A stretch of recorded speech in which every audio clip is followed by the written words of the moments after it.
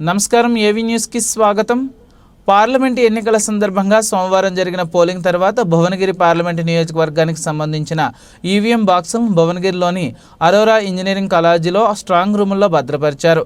Bhuvanagiri parliament Congress party అభ్యర్థి చామల కిరణ్ కుమార్ రెడ్డి మంగళవారం భద్రత మధ్యన ఉన్న స్ట్రాంగ్ రూములను పరిశీలించారు।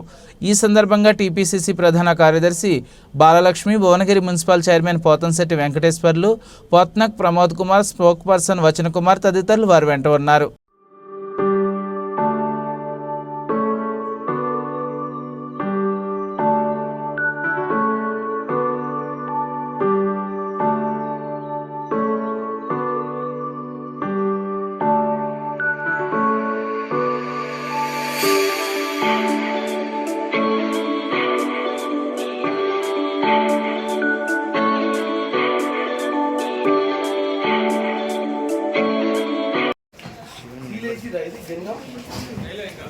शिवा नंबर